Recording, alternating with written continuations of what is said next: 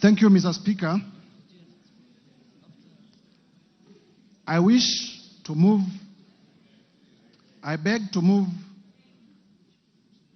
the following motion that pursuant to the provisions of Article 145 and Article 151B and 2 of the Constitution and Standing Orders number 64 and 65, the House resolves to remove from office by impeachment His Excellency Honorable Rigathi Gachagua, EGH, the Deputy President of the Republic of Kenya, on the following grounds. 1. Gross violation of Articles 10(2)(a), B and C, Article 27(4), Article 73(1)(a), and 2B, Article 75(1)(c), Article 29(2) of the Constitution, and Article 147(1) as read together with Article 131(2)(c) and D of the Constitution. That His Excellency, the Deputy President, has persistently made utterances threatening to discriminate, exclude, and unlawfully deny sections of the people of Kenya and regions of the Republic of Kenya equal opportunities for public service appointments and allocation of public resources. Ground number 2, gross violation of Articles 147(1) and 152(1) of the Constitution by undermining the President and the Cabinet and the effective discharge of national government's executive mandate. That His Excellency, the Deputy President, has made unilateral statements inconsistent with policy positions collectively adopted by the government and contradicted the President on critical matters of governance and the exercise of the President's function as a symbol of national unity. 3. Gross violation of Articles 62, 10(2)(a), 174, 186(1), 189(1), and the 4th schedule to the Constitution by undermining devolution.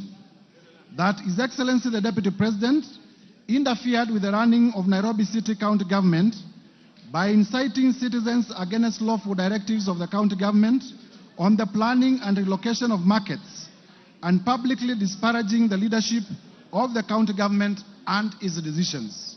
4. Gross violation of Article 161 of the Constitution on the institutional and decisional independence of judges. That His Excellency, the Deputy President, has undermined the institutional and decisional independence of a judge through public attacks on a judge of the High Court of Kenya and falsely threatening to file a petition for the removal of the said judge in a matter in which he was a party. 5. Gross violation of Article 3(1) and Article 148(5)(a) of the Constitution on the fidelity to the oath of office and allegiance. That His Excellency, the Deputy President, breached his oath of office and allegiance on account of the utterances and actions attributed to the Deputy President under grounds 1, 2, and 3. 6. Serious reasons to believe that His Excellency, the Deputy President, has committed crimes under sections 13(1)(a) and 62 of the National Cohesion and Integration Act. That His Excellency, the Deputy President, has persistently made inflammatory, reckless, insightful, public utterances over the last 2 years in contravention of the law. 7. Serious reasons to believe that His Excellency, the Deputy President, has committed gross economic crimes under sections 45(1), 46, 47(a)(3), and 48(1) of the Anti-Corruption and Economic Crimes Act and sections 2, 3, 4, and 7 of the Proceeds of Crime and Money Laundering Act. That His Excellency, the Deputy President, has committed gross economic crimes, namely conflict of interest, abuse of office, and conspiracy to commit crimes under the sections highlighted by inexplicably amassing property estimated at Kenya shillings 5.2 billion that is incompatible with his non-legitimate income and by trading with the office of the Deputy President through proxies. 8. Serious reasons to believe that His Excellency the Deputy President has committed crimes by continuously misleading members of the public through false, malicious, divisive, and insightful remarks that are contrary to the provisions of Section 132 of the Penal Code and Section 29 of the Leadership and Integrity Act. 9. Gross misconduct that is incompatible with the high calling and dignified status of the office of the Deputy President, a member of the Cabinet, and a member of the National Security Council. His Excellency the Deputy President has publicly attacked and undermined the work of the National Intelligence Service and its officers. Number 10, gross misconduct by openly or publicly insubordinating the President, who is the head of state and government. And number 11, the last ground, gross misconduct by persistently bullying state officers and public officers. Mr. Speaker, the motion is supported by a total of 291 members and as contained in the order paper.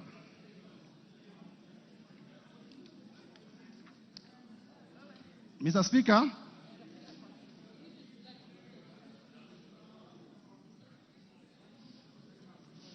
Speaker, in prosecuting this motion, it will be remembered that we gave the notice of motion on Tuesday 1st, 2024, and the House also takes public notice that law and procedurally, the Deputy President did address the nation yesterday, and therefore, part of what he said may form part of what I will be talking about. For purposes of members following what I will be presenting, I choose to be very methodical. I will read the ground. I will restate the provisions of the law that have been violated. I will then briefly state the facts constituting the particulars, and I will tie it up finally with the evidence supporting our allegations. This will make it easy for members to understand what it is that we are accusing the Deputy President of doing. In doing this, Mr. Speaker, I choose to be a prosecutor and I remove my political cap. I will therefore avoid the bravado and machismo that was displayed yesterday on television, and we will just talk about the law, the facts, and the evidence. Order, members. Mr. Speaker. Take your seats, McClap. Mr. Speaker, honorable members, and Kenyans at large,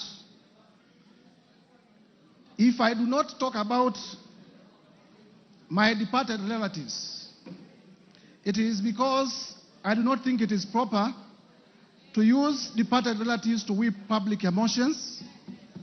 It is because I do not think it is proper to use departed relatives to seek public sympathy. And therefore, much as I have also departed relatives, I will not talk about them. Mr. Speaker, before I begin going count by count, allow me also to state on two important questions, and I want honorable members to listen. Two things are important. That this is an historical moment and it is also a constitutional moment because Kenya, under the 2010 Constitution, has never dealt with the impeachment of a Deputy President. However, we have dealt in numerous times with the impeachment of governors. And our courts of law have set the threshold on which impeachments should be considered. And I thought from the onset, it is important for me to set out the threshold on which impeachment should be considered, so that as I take you through the evidence that we have, you can gauge the evidence against what the courts of law have decided. Mr. Speaker, allow me to read paragraph 31 of Civil Appeal number 21 of 2014, famously called the Wambora decision. The Wambora decision is now the locus for most of the impeachment cases and has been cited with approval by our Supreme Court. In paragraph 31, the court stated as follows: our reading and interpretation of Article 181 of the Constitution, as read with Section 33 of the County Government Acts, shows that the removal of a governor is the constitutional and political process, underlying constitutional and political process. It is a sui generis process that is quasi-judicial in nature, and rules of natural justice and fair administrative action must be observed. What I'm going to read is the most important part.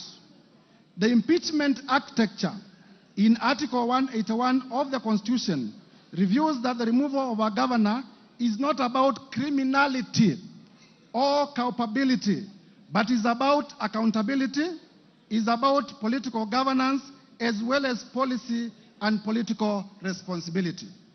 Mr. Speaker, the coaching of Article 181 in the Constitution, which relates to removal of a governor, is similar to the coaching of Article 150, which relates to the removal of a deputy governor. And therefore, mutatis mutandis, what the Court of Appeal did state, that the removal of a governor is not about criminal or culpability. It is about accountability, political governance, as well as policy and political responsibility applies to the removal of a deputy president. Mr. Speaker, the standard, I am prepared this morning to discharge my burden of proof, because he who alleges must also prove. And I am ready to discharge it to the required threshold. Therefore, Mr. Speaker, in consideration of the time that I have been given, allow me now to go to the specific grounds. Ground number one, Mr. Speaker, ground number one,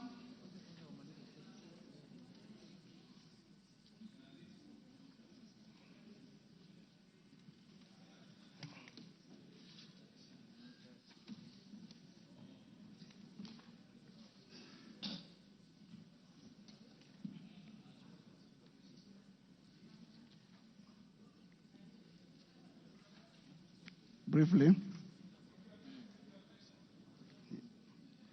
On ground number one, Mr. Speaker,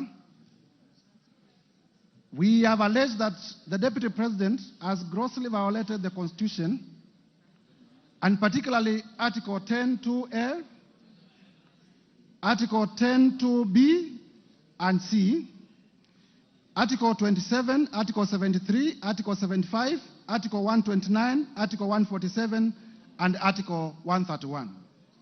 Mr. Speaker, for clarity, allow me to read out the specific provisions so that members may relate with what we are saying.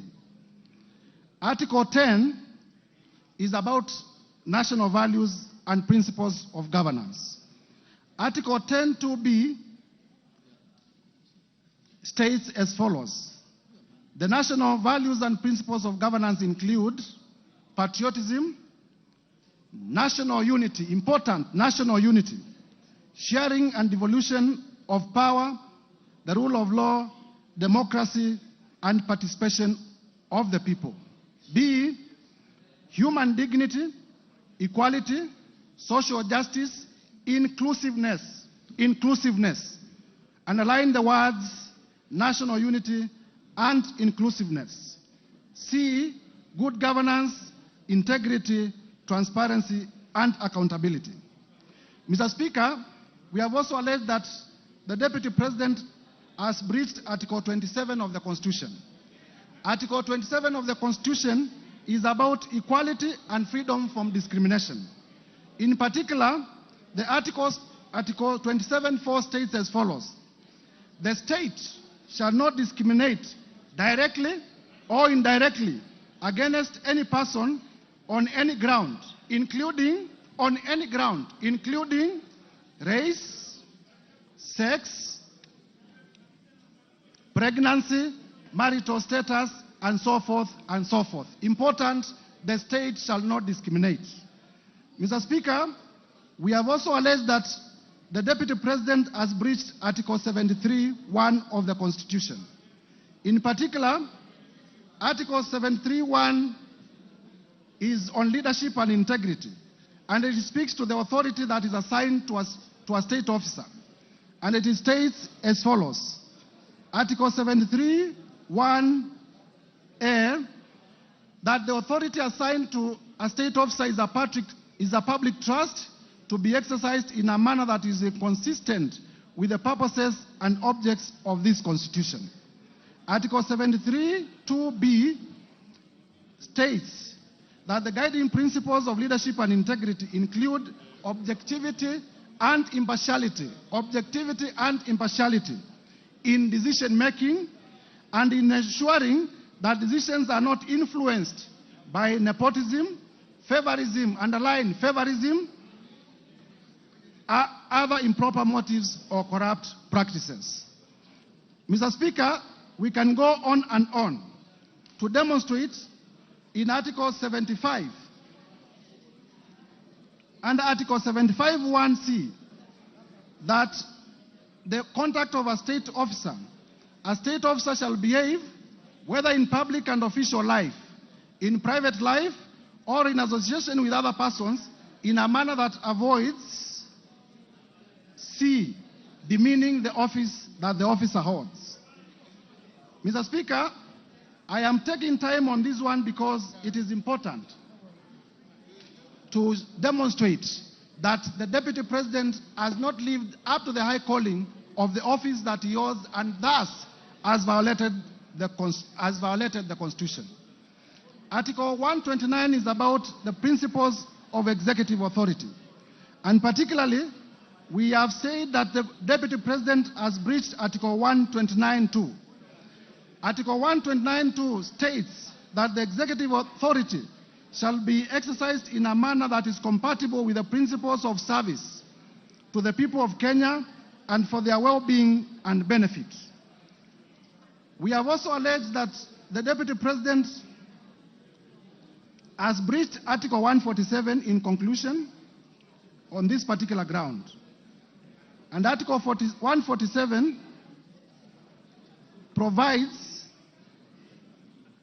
is about the functions of the Deputy President. And it provides that the Deputy President shall be the principal assistant to the President and shall deputize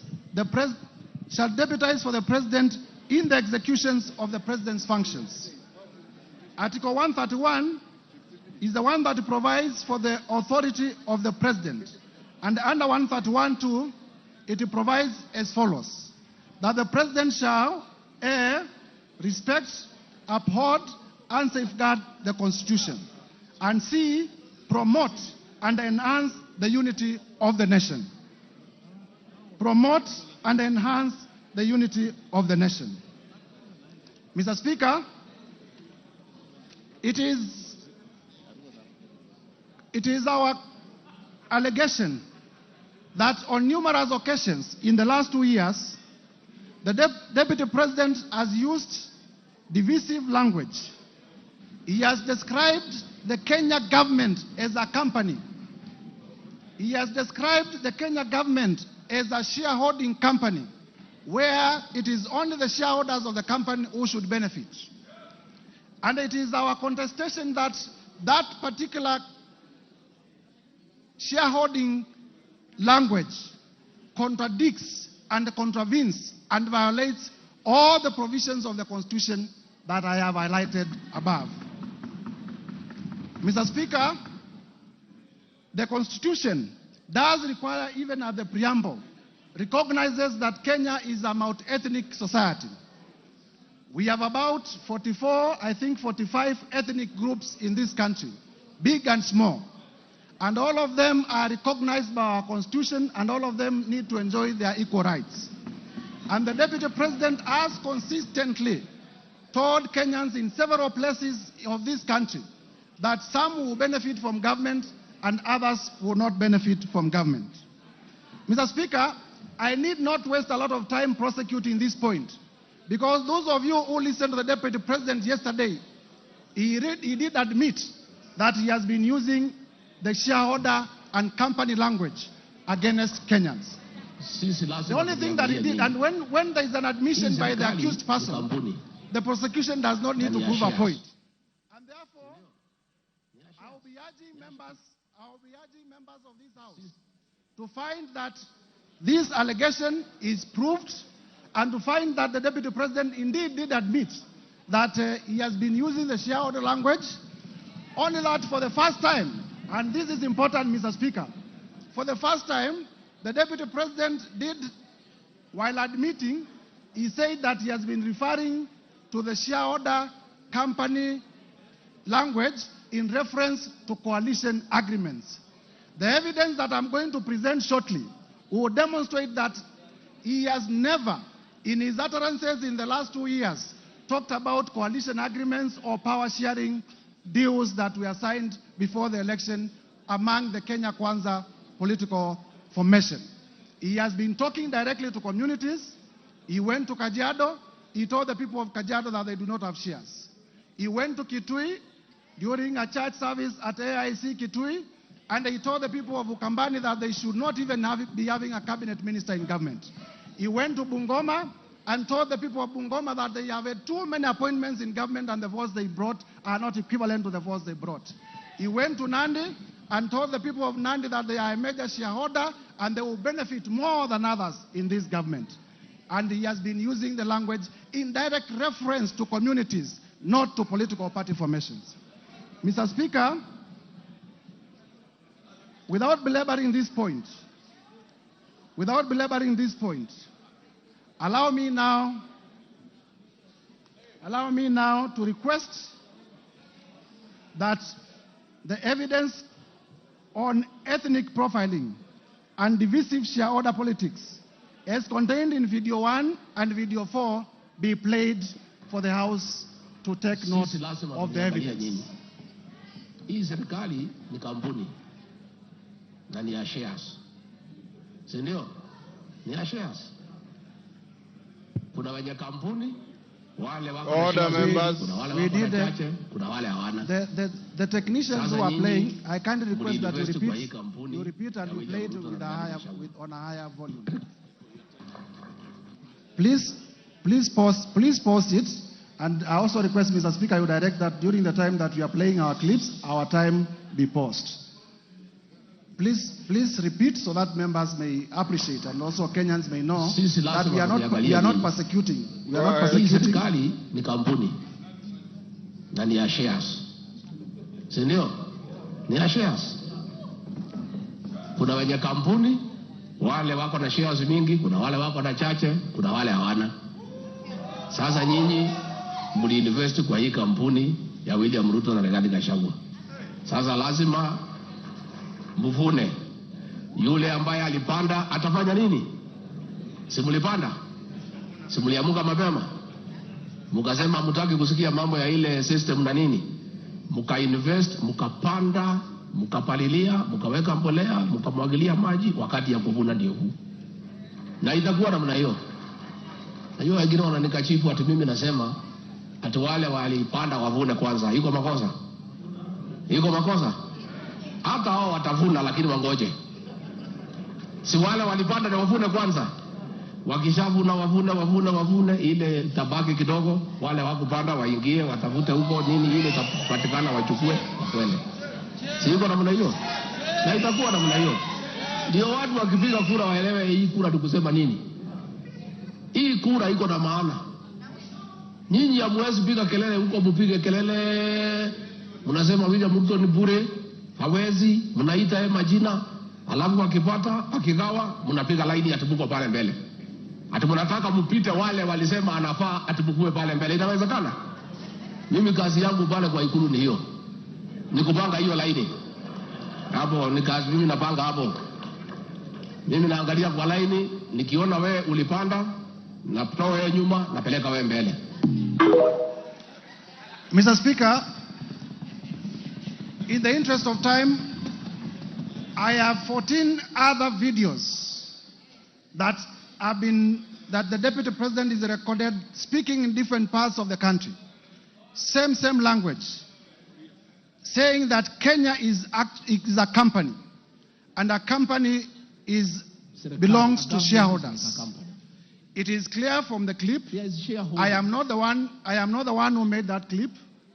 The person talking in the clip is none other than the Deputy President of the Republic of Kenya.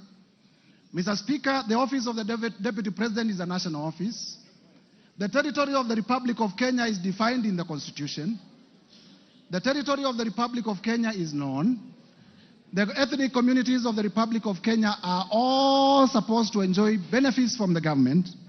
And therefore, I am inviting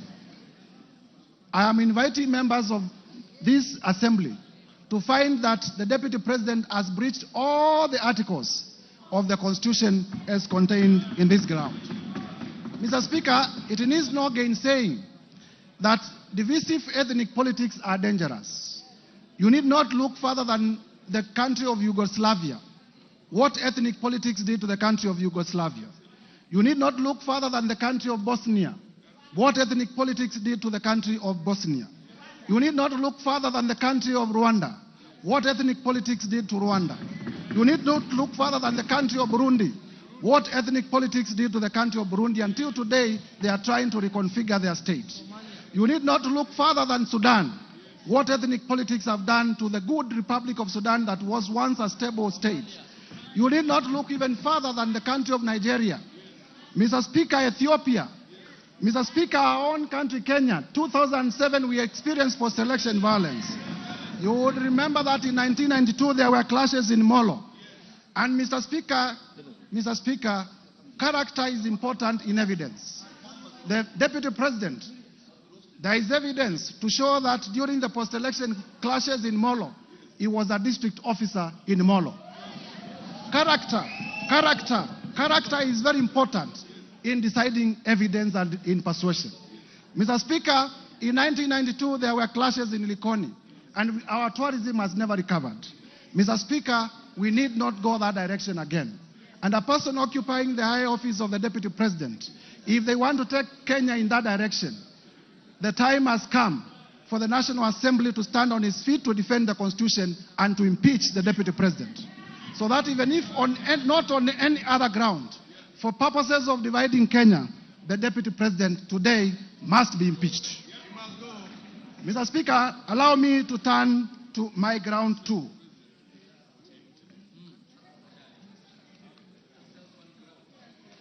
Mr. Speaker,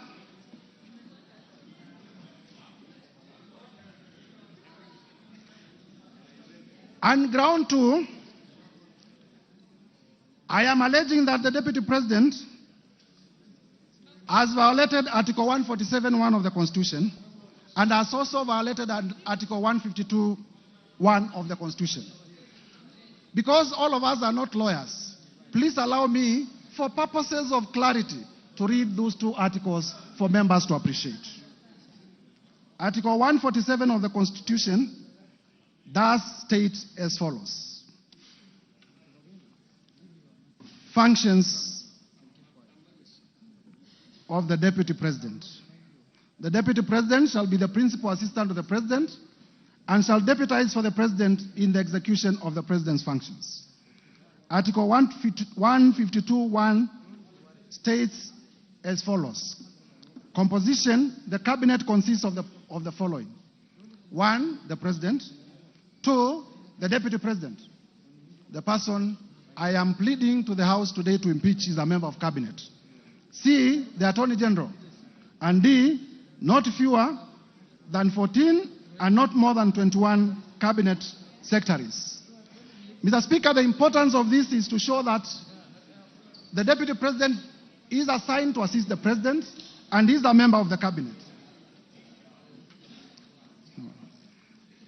And what we are demonstrating, Mr. Speaker, because of time, is that the Cabinet has been making decisions.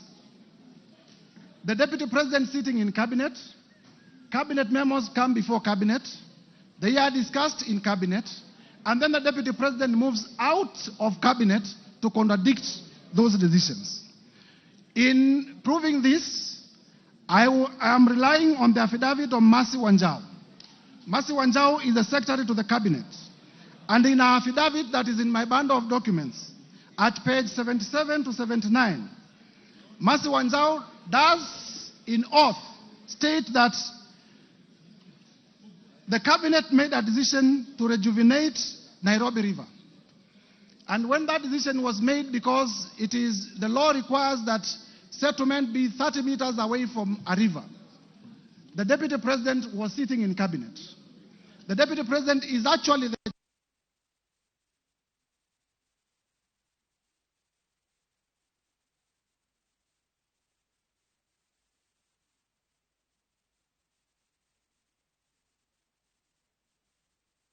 However, for political expedience, immediately after the decision was made, the deputy president moved out of cabinet and went to the public to oppose. Mr. Speaker, that is inconsistent with the principle of collective responsibility. That is inconsistent with the requirement that if you have the most compassionate person, he cares so much about the poor. This afternoon, honorable members of parliament, I want to ask the following question, and if I may be heard in silence. The Deputy President of the Republic of Kenya is on record as being the person who ordered demolitions in Mavoko constituency in Athi River. Yesterday, he gave out truths to Kenyans, saying he opposed this cabinet decision because it was unconstitutional, because he's very compassionate about Kenyans. Why didn't he also go ahead to say that he's also the one who led demolitions in Mavoko constituency? Are the people of Mavoko constituency lesser citizens of this republic?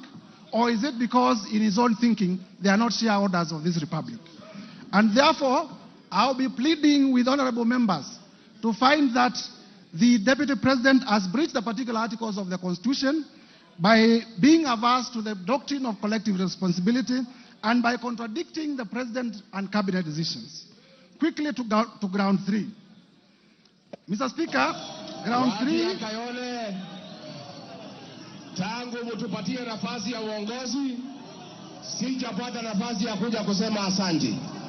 Nataka kutoka kwa yangu ndani, watu ya Kayole, asanteni sana. Mimi najua, nimeona iko shida ya watu ambaye walibomolewa, si ndio?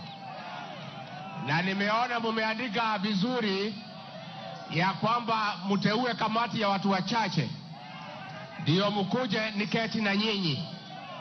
Mtakubaliana? Mimi ningetaka wale watu ambaye walipata shida hii ya ubomoaji, ambaye ni kitu tulikuwa tumeahidi wananchi haitafanyika kwa serikali yetu, mimi ningetaka niwasikize na nitapanga na mheshimiwa Meja Dong wakuje ndio tukue na nafasi ya kuongea. Tumekubaliana? Tumekubaliana? Tumekubaliana? Mr. Speaker, that is beyond the affidavit of Mercy Wanjau, which is on record. That is a live video depicting the Deputy President contradicting a cabinet decision, a decision which he sat in cabinet in terms of making the decision. I now proceed to ground number three because of time. Under ground number three, Mr. Speaker, the Deputy President has breached Article 62 of the Constitution, Article 10(2) of the Constitution, Article 174 of the Constitution, Article 186 of the Constitution, and Article 189 of the Constitution. Briefly, these articles relate to the functions of county governments and the cooperation with which the cooperation framework between the national and county government. And Mr. Speaker, then we are relying to prove this ground on the affidavit of His Excellency Johnson Sakaja, the Governor of Nairobi, which in our bundle of documents is contained on page 80 to 84 of my motion. We will also later rely on the oral testimony of Governor Sakaja. And basically what we are saying is that the work of regulating markets is an exclusive function of county governments. And the county government of Nairobi is a government that is independent, but also independent of the national government. And where a function of a county government is independent of the other arm of government, the national government has no mandate at all to interfere in the execution of that document.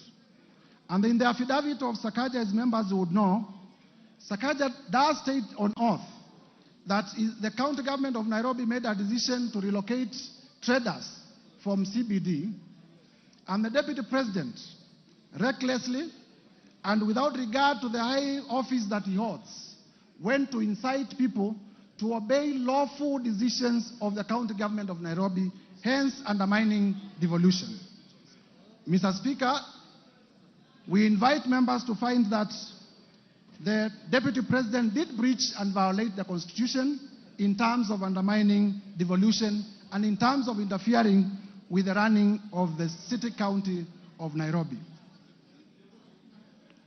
Mr. Speaker, allow me now to move to ground number 4.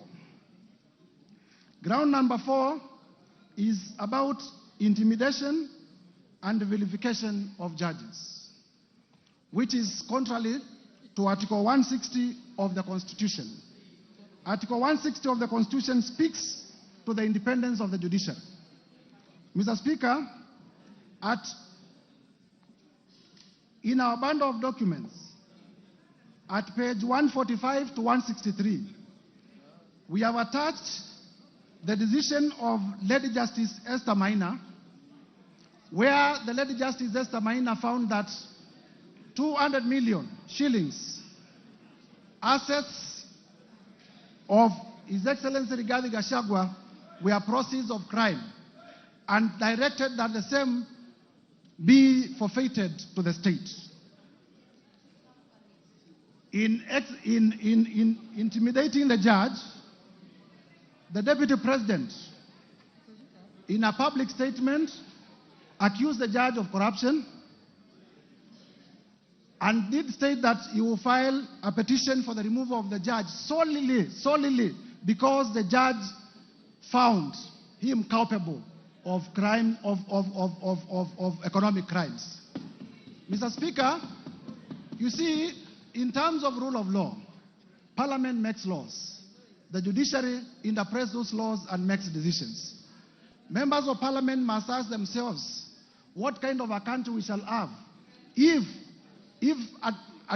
a judge makes a decision that does not favor me, then I will resort to personal vendetta against that particular judge. Mr. Speaker, I will be playing shortly a clip where the Deputy President did threaten to occasion the removal of Justice Esther Maina on ground of our finding that he was culpable of money laundering. I request the media team to play the clip in evidence.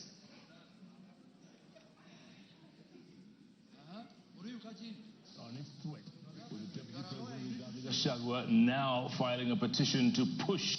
Now we begin the bulletin with the war on the judiciary, where Kenya Kwanza administration is making good on its threat, with the Deputy President Rigathi Gachagua now filing a petition to push for the removal of a judge from office. Gachagua says he will on Thursday file a petition with the Judicial Service Commission to push for the removal of Justice Esther Maina, who handled an economic crimes case against him in 2022 for alleged corruption and misconduct.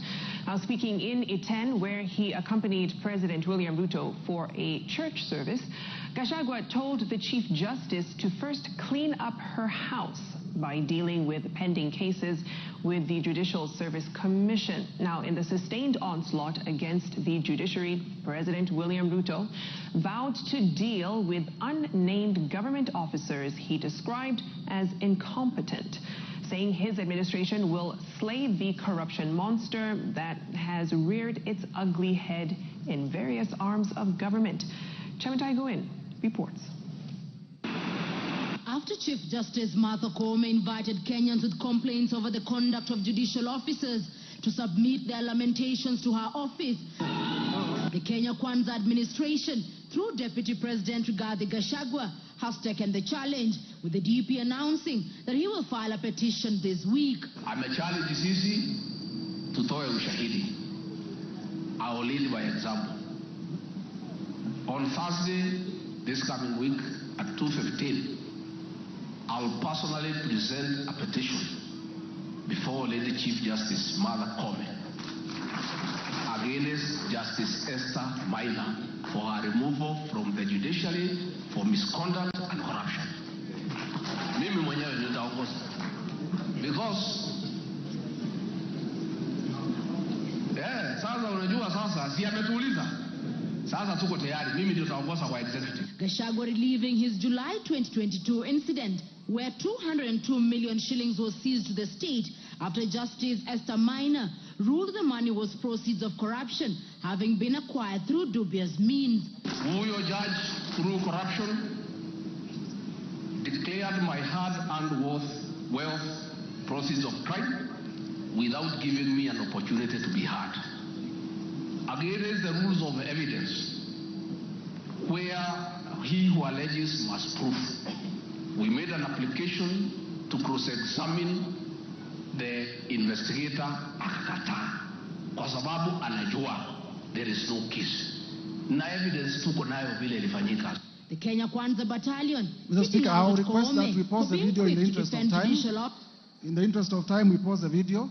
From the utterances, Mr. Speaker, it is clear that the attack on the judge is based on the decision the judge made in performing a constitutional mandate as a judge. It is clear that this is personal vendetta. It is clear that the Deputy President was threatening the judge.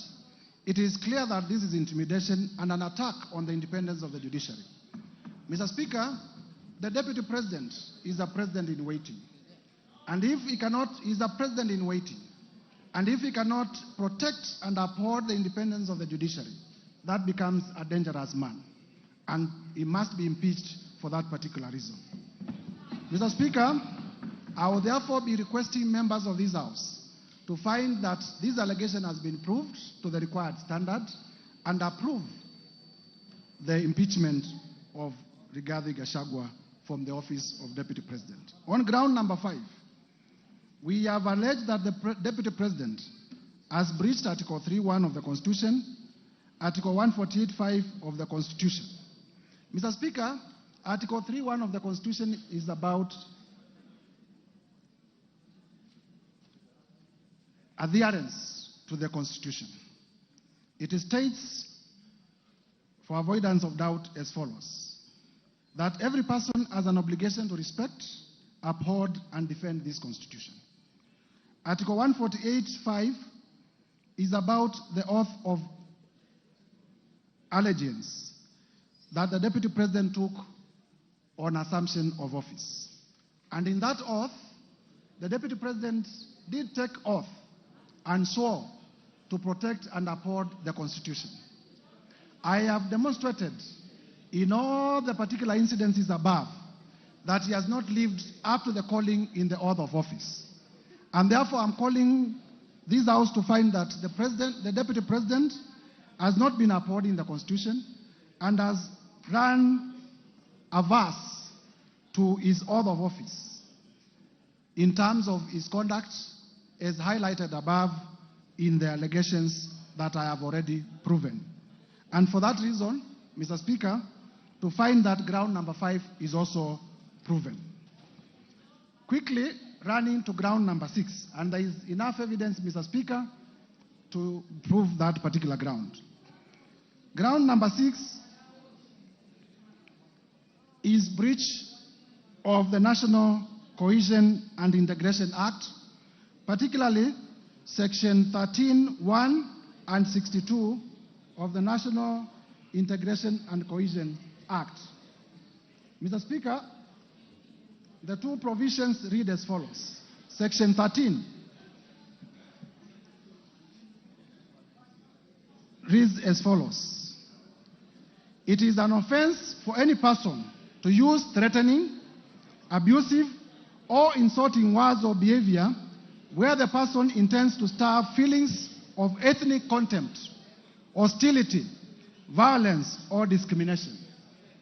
Section 62 on the other side provides as follows: that a person commits an offense when the person makes statements that are intended or are likely to stir up feelings of ethnic contempt, hatred, hostility, violence, or discrimination.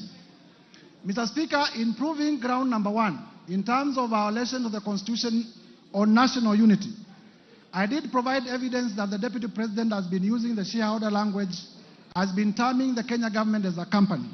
And as much as those words offend the Constitution, similarly, they offend the National Cohesion and Integration Act. And by the same evidence, I invite members to find that the Deputy President has breached those provisions of the law. Mr. Speaker, turning now to ground number 7. Ground number 7, and this is important for members to know, is that serious reasons to believe that His Excellency Rigathi Gachagua, the ground is about serious reasons to believe. So all you need is to believe. All you need is to believe that he has committed crimes. All you need in law is to believe that Rigathi Gachagua has committed crimes. That is the threshold.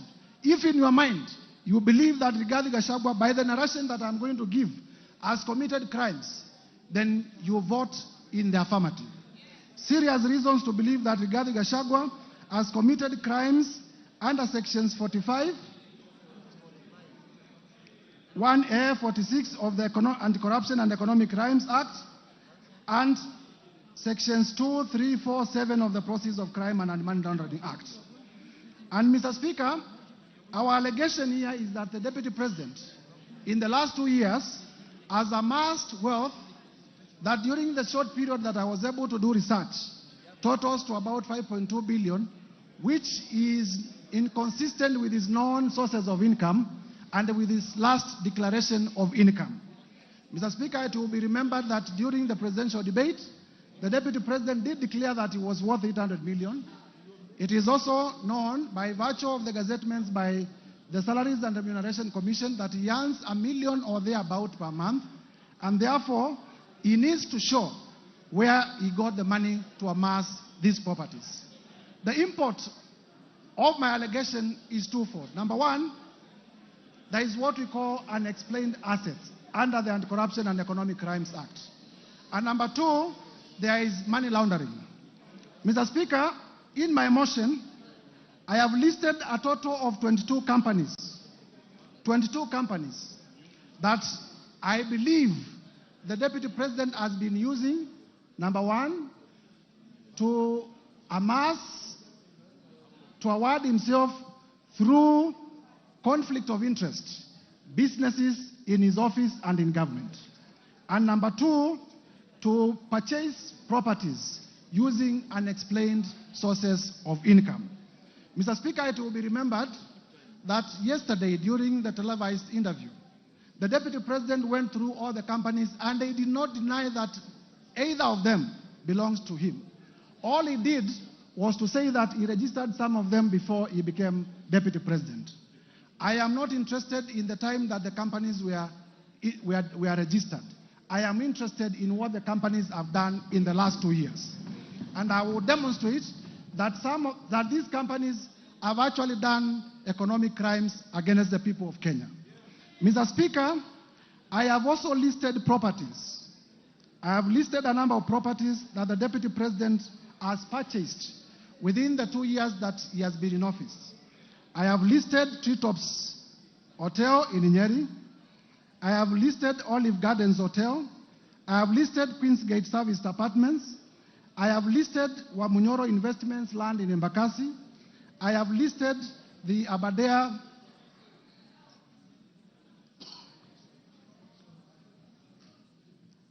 Treetops Hotel, Outspan Hotel, Olive Gardens Hotel, and the Vipingo Beach Resort.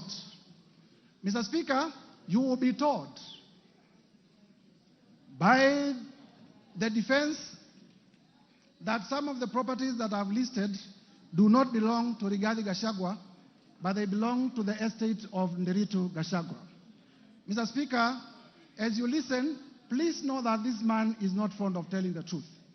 And I will prove to you, and I want you to listen to me very carefully, that Mr. Rigathi Gachagua, it is true that he was one of the administrators of the estate of his late brother.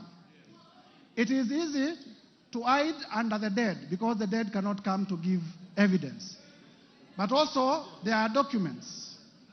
I have with me the joint will executor's report on the status of the estate of Nderitu Gachagua as at 27th June 2024. This is a valid document that is part of our bundle of documents, and that also I have seen is part of the documents that came through public participation. And in this document, what the Deputy President has not told Kenyans, and listen to me, because the Deputy President actually committed another crime yesterday, misleading Kenyans.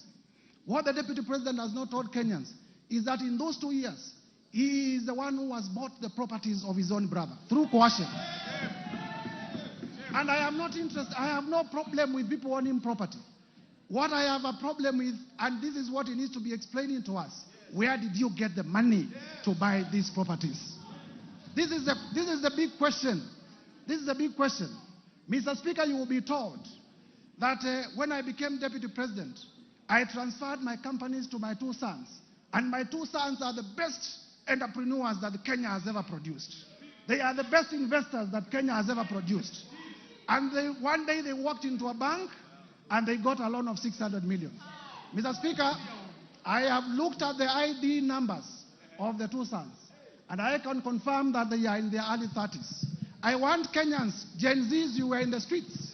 I want Kenyans to tell me which Kenyan, 23 years old, can walk into a bank.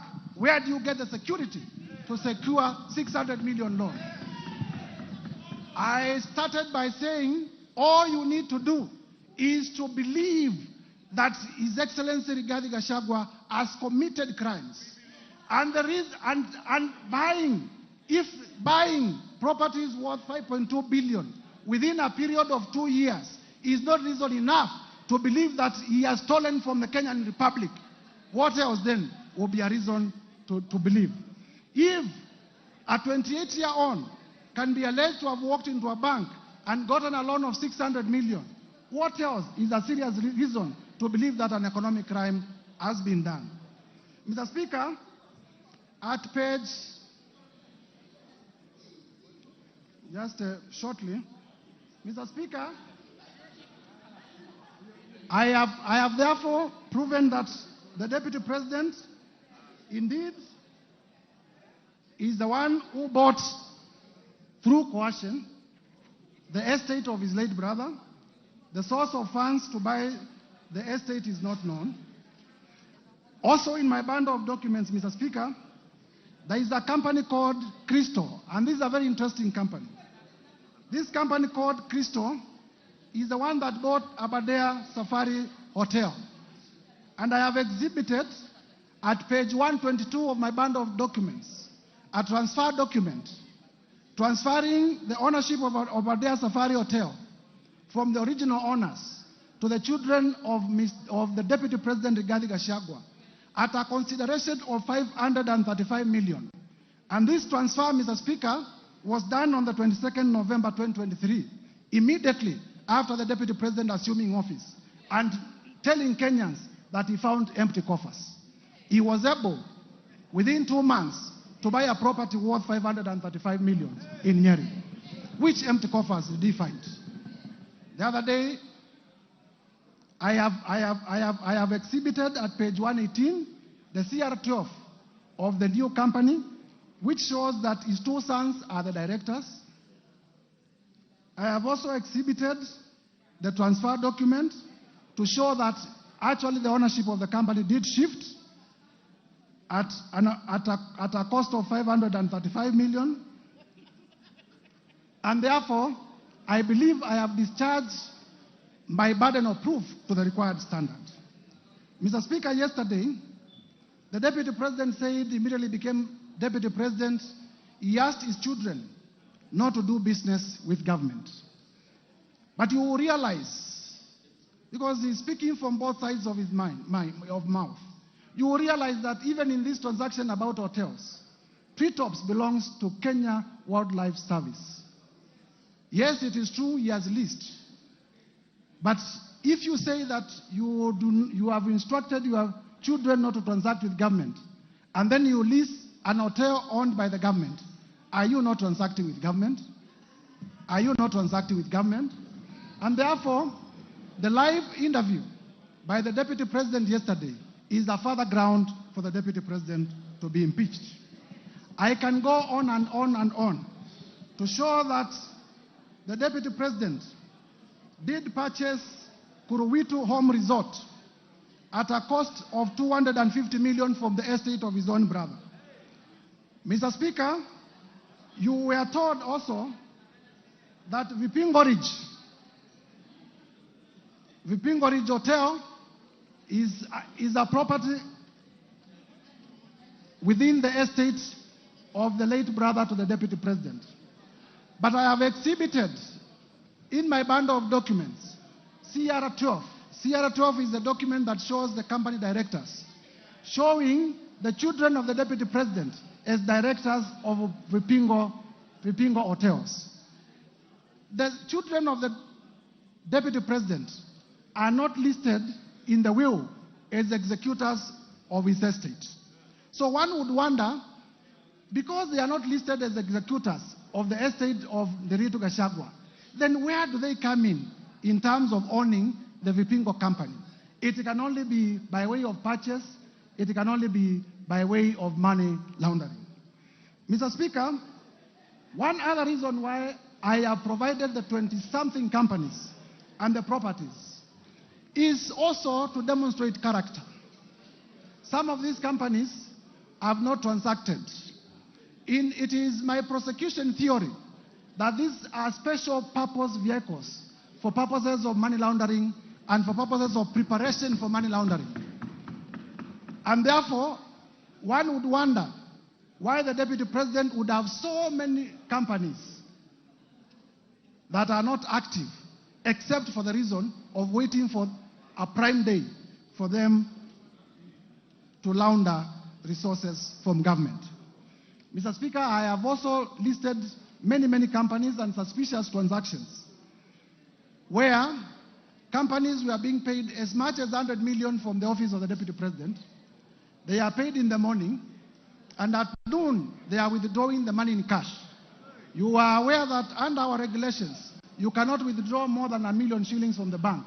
But I have listed in schedules where in a singular day, as many as 10 transactions, cash transactions, were being done from monies that had been paid from the office of the Deputy President. These are serious reasons to believe that the monies were being withdrawn for suspicious reasons.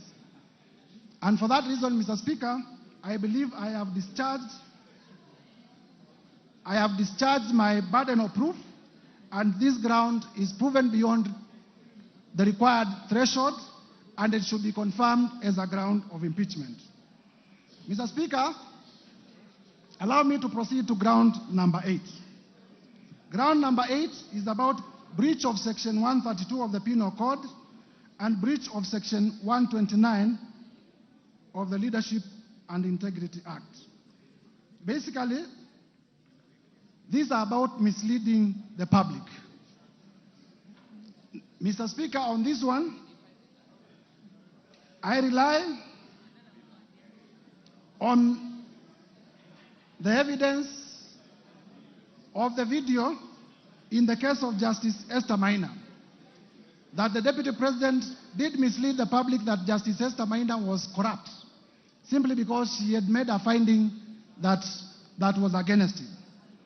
Mr. Speaker, I also rely on a video that I'm going to play shortly, that the Deputy President did attack the National Intelligence Service in a televised television interview in Mombasa. Mr. Speaker, in that televised interview, and you will see it shortly, the Deputy President misled the Kenyan Republic on several accounts, which I will discuss after the video has been played. I now request the media team to play the video on NIS in Mombasa.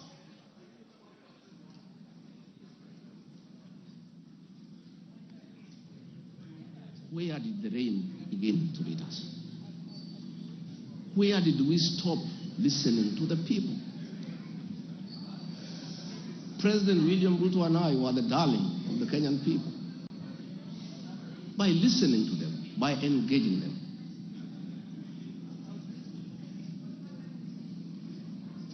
And as a government, we have established institutions to ensure we not only listen to Kenyans, but also genuinely understand their concerns. We invest significant resources in these institutions, particularly the National Intelligence Service, for this purpose. It is clear there has been a failure in the intelligence and advice we are receiving, particularly concerning crucial government policies. The President of the Republic of Kenya today has admitted that it has come to his attention that the people of Kenya did not want anything to do with the Finance Bill 2024.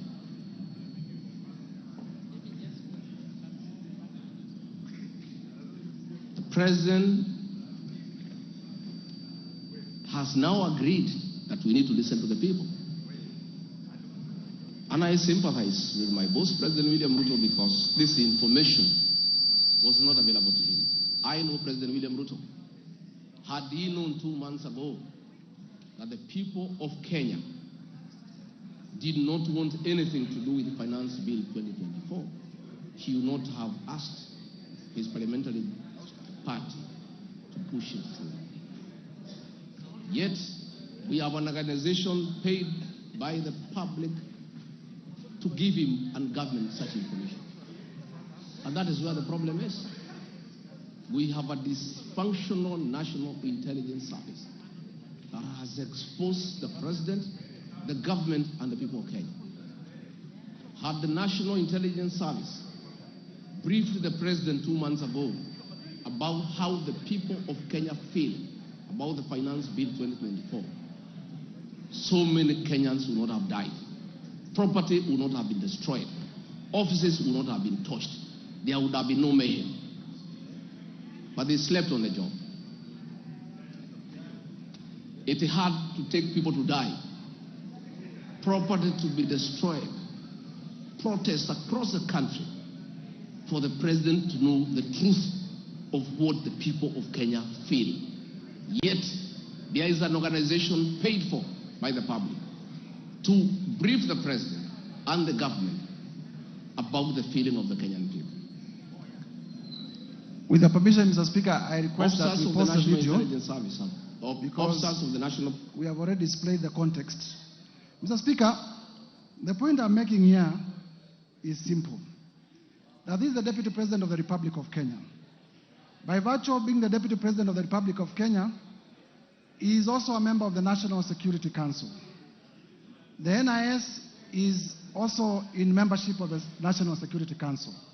And therefore, the Constitution has provided fora where the Deputy President, in case he has any concerns, he can raise them within the official structures of government. Instead of doing that, he chose to be reckless, with complete disregard of the office, of the high calling of the office that he holds, the office of the Deputy President. It will be remembered that at this particular time, the country was at a security crisis, and inflammatory remarks would have led to the country disintegrating. Inflammatory remarks would have led to the social fabric of this country tearing apart. And therefore, by such doing, I am inviting the House to find that the Deputy President did mislead the public. The Deputy President did live below the expectations of the office that he holds, made unfounded, sensational statements, and therefore that ground should be upheld for his impeachment. Mr. Speaker, further to that, in the oath of allegiance to office, the Deputy President swore, and I quote, to refrain from directly or indirectly revealing such matters as shall come to my knowledge in the discharge of my duties and committed to my secrecy. Mr. Speaker, as you would notice in that clip, the Deputy President says that he has been told in confidence. Mark the words, I have been told in confidence by officers of the following. And while aware that he took an oath not to divulge information that comes to him in secrecy, he went ahead and divulged that information. I'll be inviting this House to find that the Deputy President breached his own oath of allegiance to office. And a person who breaches his own oath of allegiance to office is not fit to hold the office of the Deputy President. I therefore urge members to find that this ground has been proven to the required standard and uphold it for impeachment. Under ground 9, Mr. Speaker, on gross misconduct. Gross misconduct has been defined as the dereliction of duty in the Black's Law Dictionary. Gross misconduct has been defined as the dereliction of duty, unlawful or improper behavior. Mr. Speaker,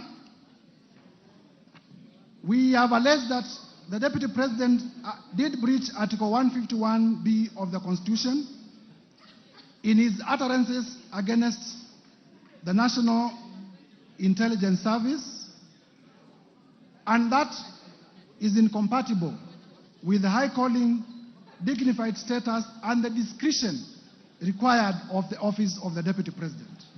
And because I had laid basis in the foregoing ground, I wish to urge members, using the same evidence that I've adduced above, to also find that ground number 10 is also proven.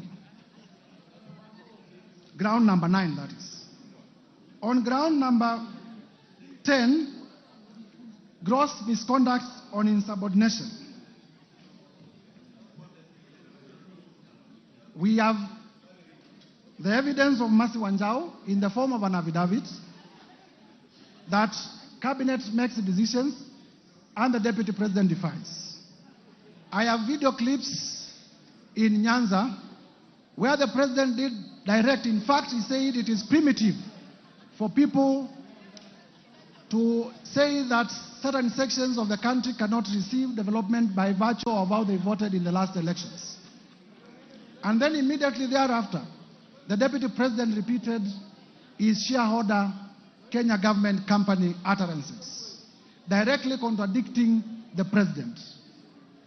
In that arrangement, Mr. Speaker, I am submitting that that is insubordination, and the evidence that we have tendered in the interest of time on record is enough to prove that ground, and members should be able to approve that the Deputy President, His Excellency Rigathi Gachagua, has been undermining his boss, has been undermining cabinet, and therefore is guilty of the offense of gross misconduct in terms of insubordination. Mr. Speaker,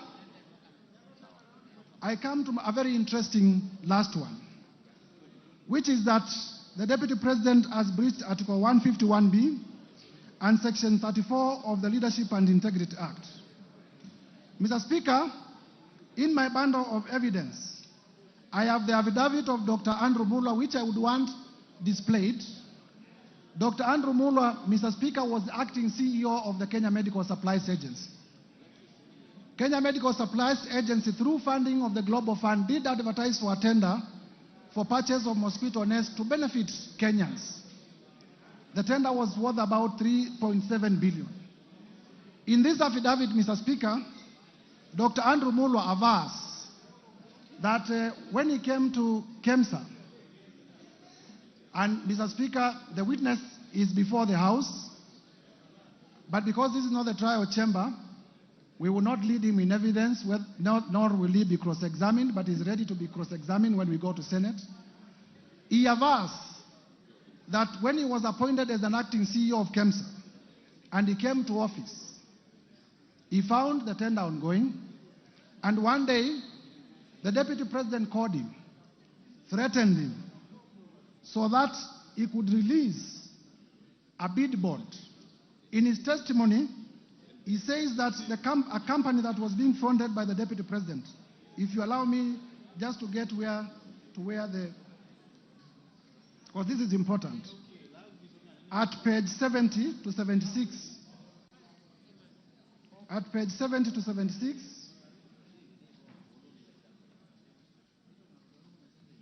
of my band of documents, Dr. Andrew Mulwa avers that His Excellency Rigathi Gachagua called me from his mobile phone. The number is provided. On my mobile phone number, the number is provided, and pressured me to surrender to his proxy the original bid bond submitted by Sobika Impex for the above tender. He told me that he would send a proxy to collect the original bid bond. He goes further to state that Dr. Ikuno Rigathi, who is a son to Rigathi Gachagua, the Deputy President, called me and sent me a WhatsApp message from his mobile phone number, which is provided, claiming to be acting for and on the instructions of His Excellency Rigathi Gachagua. He asked for Sobika Impex Private Limited's original bid bond for the above tender, which he said His Excellency Rigathi Gachagua was trying to collect from KEMSA. Annexed here to and marked AM1 are the screenshots, and I would like them, they are already displayed on the screen of those messages. He goes further to aver that Dr. Ikino Rigathi, His Excellency Rigathi Gachagua's son, sent a one Ogora Wilson Okulo of national identity number that to collect the original bid bond submitted by Sobika Impex Limited. He concludes by saying that given the status, power, threats, influence of the people involved in the interference with the investigations and the cover-up of the irregularities surrounding the procurement of treated mosquito nets, I was constrained to surrender the original bid bond to Ogora Wilson Okulo. In short, members, please listen to this. In short, I was caught in a tricky situation, as there was nothing much I could do as a junior government officer against a sitting Deputy President of the Republic of Kenya. Mr. Speaker, this allegation was admitted by none other than the Deputy President yesterday live on his interview or live on television. He did confirm that, yes, he called Dr. Mulwa. He also confirmed that he called him in relation to a bid bond. And he did confirm that the company called Sobika, the local representative of Sobika, is a company called Crystal. And the company called Crystal is owned by none other than Rigathi Gachagua and his children. And therefore, there was a direct conflict of interest that the Deputy President, that the local representative of Sobika, which is an international company registered in India, is a company owned by the Deputy President. And the Deputy President is making a call regarding a tender to a junior government officer.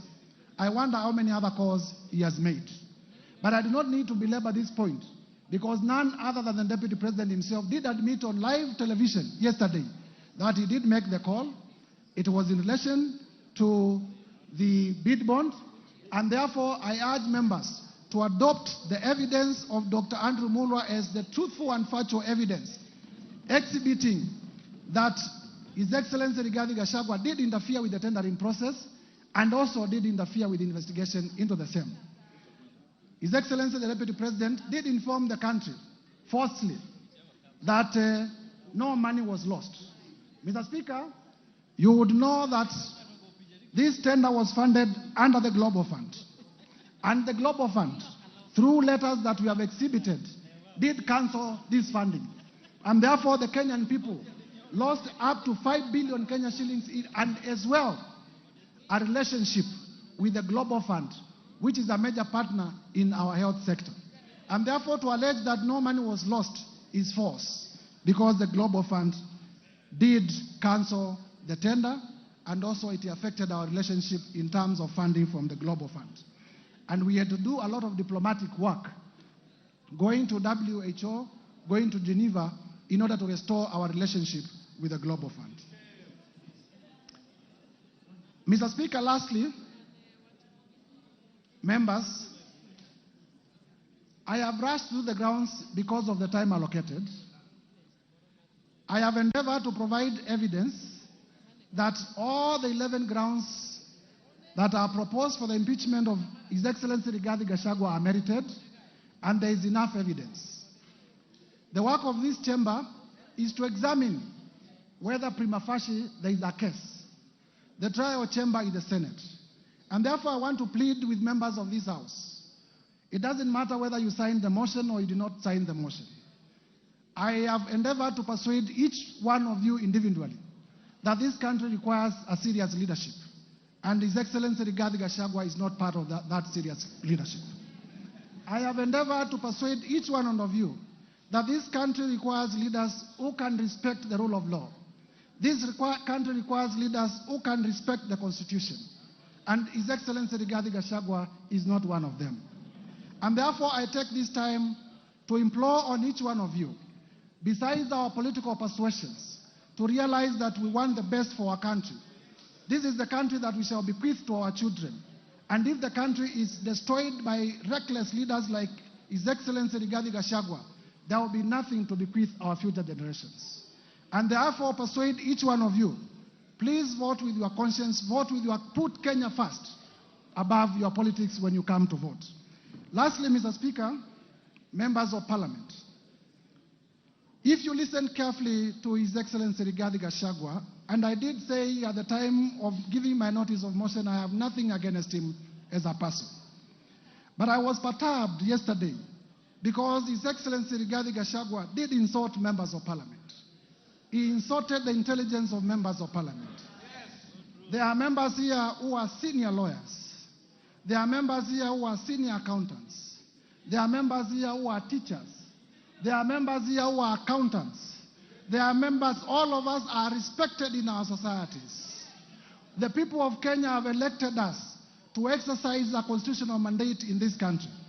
But His Excellency Rigathi Gachagua did say that most of the members of Parliament signed the motion without reading it. That is an insult to your intelligence. His Excellency Rigathi Gachagua, in the live interview yesterday, did say that Parliament is a theater of the absurd. In my training as a lawyer, he who insults the jury, he who insults the jury deserves no mercy from the jury. He who insults the jury deserves no mercy from the jury. His Excellency Rigathi Gachagua has insulted you before Kenyans. I urge you to rise up to the occasion. I urge you to rise up to the occasion. Uphold all the 11 grounds. Uphold all the 11 grounds. Uphold all the 11 grounds. Mr. Speaker, there is evidence that I have not gone through. The whole issue of Wamunyoro investments and the land in Embakasi. I have evidence in my bundle of documents that His Excellency Rigathi Gachagua used his office as the Deputy President, called junior officers at the Ministry of Lands, forced them to forge documents to the effect that Wamunyoro Investment had bought the land in Embakasi long even before it had been registered as a company. That land, Mr. Speaker, belongs to a sickly civil servant. It belongs to a father, it belongs to a mother. Mr. Speaker, we must have a Deputy President who is compassionate. I watched the Deputy President yesterday on television displaying impunity and arrogance. He told Kenya, yes, I have said Kenya is a company, Mutadu. He said that he has said that Kenya is a company. Unapologetically, he has said Kenya is a company. Is this the kind of a person you would want to be your Deputy President? Members of Parliament, I do not want to imagine that anything can happen to the sitting president. I do not want to imagine. But it is also a factual reality that something can happen to the president who is in power today. If anything, and God forbid, happens to the president who is in power today, is this the man you would want to complete the term as president? This man, honorable members, this man called Rigathi Gachagua has already said that the members of parliament in Mount Kenya are either to Gunia, I don't know what that means, or are collaborators, and that he will take them home. He has already said that where I come from, we deserve no development in Ukambani. He has said that the people of Nyanza deserve no development. He has said that the people of Western deserve no development nor appointments from the government. He has said that the people of the coast deserve no development from the government. He has said that the people of Northeastern deserve no development from the government. Those are the people you represent. Those are the people you represent. As you rise up to vote, please have the best interest of your people at heart. I urge you, honorable members, as one of your colleagues. I urge you, honorable members, as one of your colleagues. When this motion is finally put to vote, please vote to impeach Rigathi Gachagua.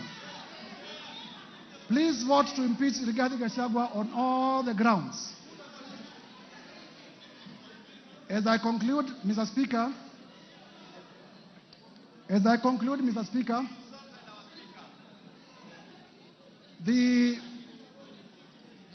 I am confident that colleague members of parliament will approve this motion. And I want to assure you, in the event that you vote for this motion, I will also persuasively defend it before the Senate. And I am sure the Senate of the Republic of Kenya will also uphold, and Kenya will have a better deputy president who views the country as a whole. With those remarks, Mr. Speaker, I beg to move